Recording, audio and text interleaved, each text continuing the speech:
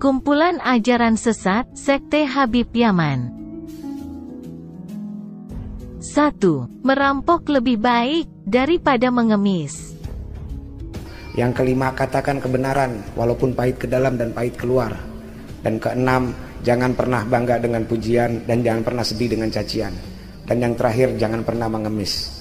Jadi secara langsung Rasulullah meridoi kerjaan merampoknya walaupun itu tidak dihalalkan, namun lebih afdol merampok dibanding mengemis. Lebih afdol merampok dibanding mengemis. 2. Menghina sesembahan agama lain adalah bentuk ketaatan. Kok Tuhan-Tuhan yang disembah oleh orang-orang kafir nggak boleh dihina? Kan mereka udah hina semua. Kan menghina sesembahan-sesembahan itu kan sebetulnya taat. Arti salah satu bagian ketaatan kepada Allah adalah menghina Tuhan-Tuhan palsu. Salah satu bagian ketaatan kepada Allah adalah menghina Tuhan-Tuhan palsu. 3. Berbuat maksiat dan tidak perlu ibadah, yang penting cinta Habib, pasti masuk surga. Datang Habib Salim Jintan, ngelihat bentuk jenazah tuh, pengen dibungkus, pengen ditutup kain kafannya.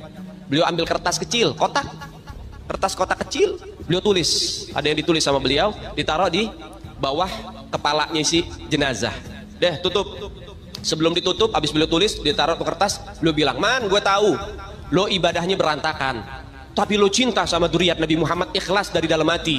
Nanti kalau malaikat munkar nakir datang nanya pertanyaan kubur, jangan lo jawab, mak. Kalau malaikat munkar nakir datang nanya pertanyaan kubur, jangan lo jawab, man. Lo kasih surat dari gue, lo masuk surga tanpa hisab. Lo kasih surat dari gue, lo masuk surga tanpa hisab." 4. Seorang ibu haram bersikap berani kepada putra kandungnya.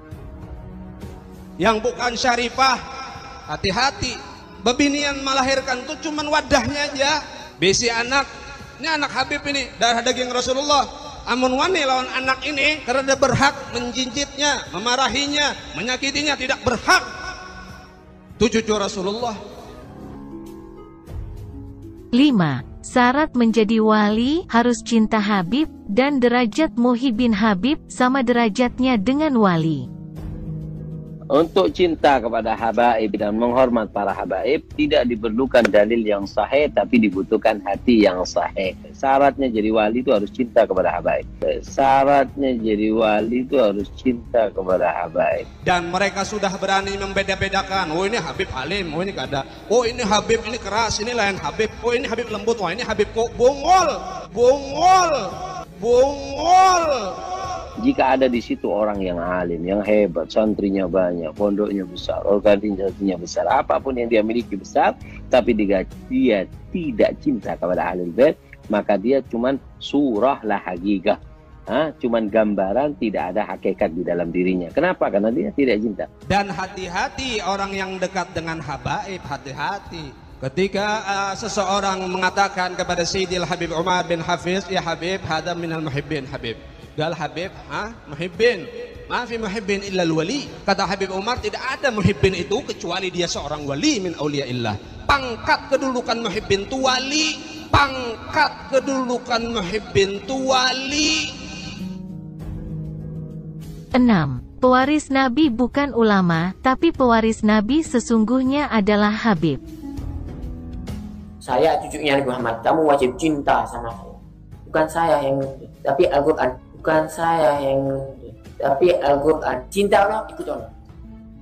Kenapa? Pewarisnya Rasulullah itu tetap nomor 1 sampai kapanpun anak turunnya Nabi Muhammad. Pewarisnya Rasulullah itu tetap nomor 1 sampai kapanpun anak turunnya Nabi Muhammad. 7. Mengikuti Al-Quran sesat jika tidak mengikuti Habib. Kalau bahasa sekarang, ini Nabi dan keluarganya, ulama itu pengawalnya. Karena itu kau ngikuti pengawal, itu mereka mengawal keluarga Nabi. Itu ngikuti Al-Quran tapi nggak ngikuti habaib, keluarga Nabi SAW, Ahlul Bait Nabi, ente juga sesat. Hati-hati, kalau sudah mulai ada bughud, berarti kamu sudah meninggalkan satu daripada taqolain, dan kamu akan sesat, pasti akan sesat. 8. Menambahi rukun iman menjadi 7, yaitu iman kepada Habib. Orang yang sudah tidak percaya sama habaib itu kafir. Itu kafir. Itu kafir. Adanya habaib, ente mau yakin ada atau tidak, maka seperti itu juga lah kadar keimanan kalian kepada Allah dan kepada Rasulullah. Biar tahu kamu, yang tidak percaya kepada habaib, ya kafir hukum. 9. Habib Fakih Mukodam lebih istimewa dari Nabi Muhammad karena bisa miraj bertemu Allah 70 kali sehari.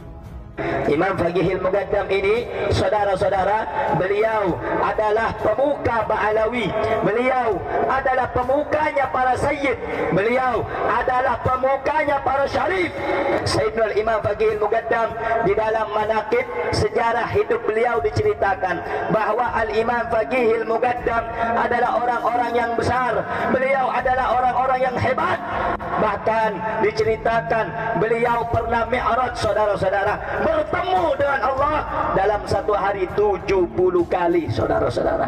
Bertemu dengan Allah dalam satu hari 70 kali, saudara-saudara. 10. Habib adalah kaum dengan ras paling mulia di dunia, sampai-sampai jika ada kiai yang menikahi Habibah, maka itu kiai tahi namanya.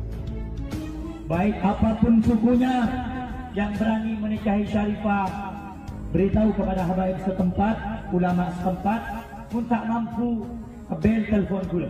Anda lihat sekarang Syarifah yang tidak taat kepada Rasulullah, membuka aurat, sekarang sudah digandeng dengan orang lain. Kita berani mengentengkan Syarifah, bahkan berani mengawini Syarifah. Balik lagi mana itu mau dapat syafaat? Tubuhnya yang dari daging Rasulullah, dari Fatimah Zahra, sekarang sudah dinikmati orang lain. Sekarang sudah dinikmati orang lain. Menabi kiai sebenarnya Nabi di Syarifah, saya beni kiai Asmanah, tetapi Asmanah